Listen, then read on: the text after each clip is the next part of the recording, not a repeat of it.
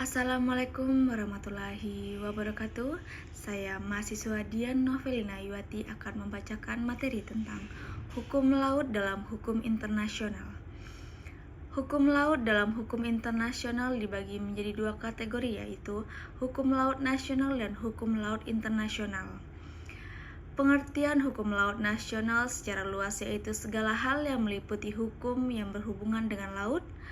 Hukum laut ini hanya mencakup laut yang termasuk Republik Indonesia beserta dengan warga-warganya, sedangkan pengertian hukum laut internasional merupakan kaidah-kaidah hukum yang mengatur hak dan kewenangan suatu negara atas kawasan laut yang berada di bawah yurisdiksi nasionalnya.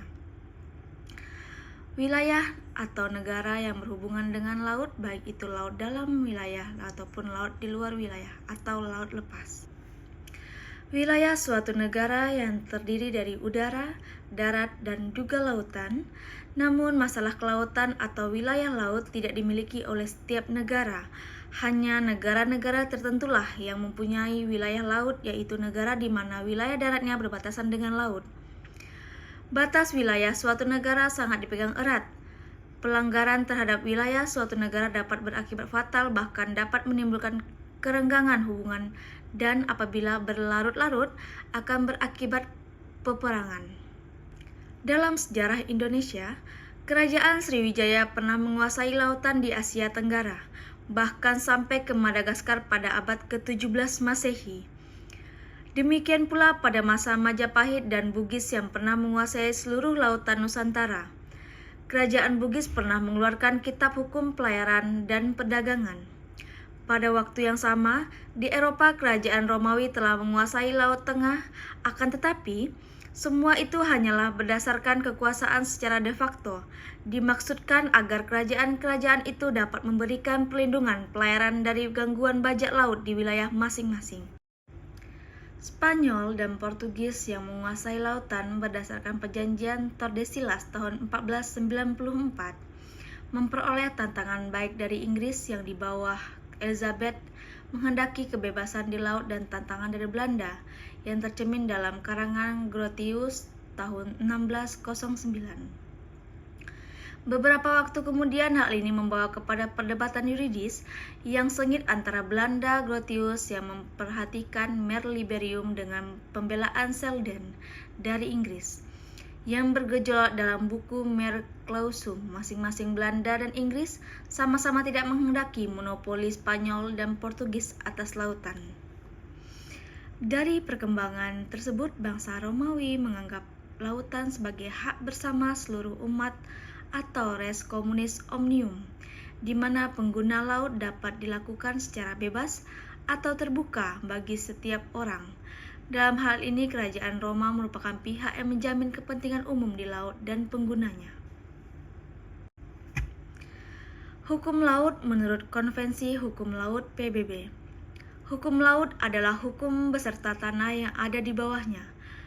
Tanah di bawah laut terdiri dari dasar laut dan tanah di bawah dasar laut.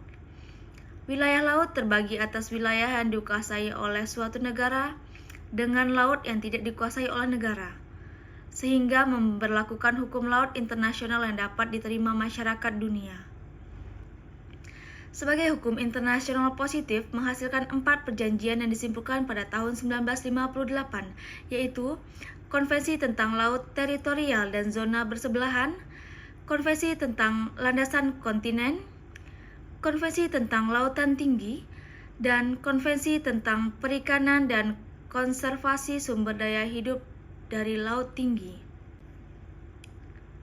Masalah berbagai klaim perairan teritorial berdasarkan di PBB pada tahun 1967 oleh Alfred Pardo dari Malta. Pada tahun 1973, konferensi PBB ketiga tentang hukum laut diadakan di New York dalam upaya untuk mengurangi kemungkinan kelompok negara-negara mendomisili negosiasi. Konferensi merupakan proses konsensus dari suara mayoritas lebih tinggi dari 160 negara berpartisipasi. Konferensi itu berlangsung hingga 1982. Konvensi yang dihasilkan mulai berlaku pada 16 November 1994 1 tahun setelah negara bagian ke-60, Guyana meratifikasi perjanjian tersebut. Konsep tradisional fishing ground dalam UNCLOS 1982. Negara kepulauan harus menghormati perjanjian yang ada dengan negara lain dan harus mengakui hak perikanan tradisional dan kegiatan lain yang sah.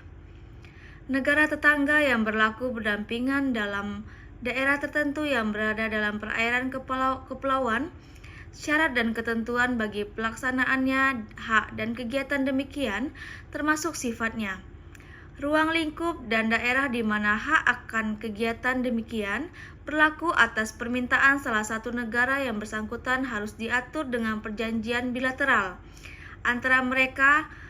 Hak demikian tidak boleh dialihkan atau dibagi dengan negara ketiga atau warga negaranya. Hal tersebut tentu berbeda dengan apa yang diklaim oleh Tiongkok. Hal tersebut tidak dikenal dalam UNCLOS 1982 dan sejauh ini pemerintah Indonesia tidak memiliki perjanjian bilateral dengan pemerintah Tiongkok dalam hal tersebut. Demikianlah penyampaian materi dari saya. Lebih dan kurang saya mohon maaf. Wabillahi taufik wal hidayah. Wassalamualaikum warahmatullahi wabarakatuh.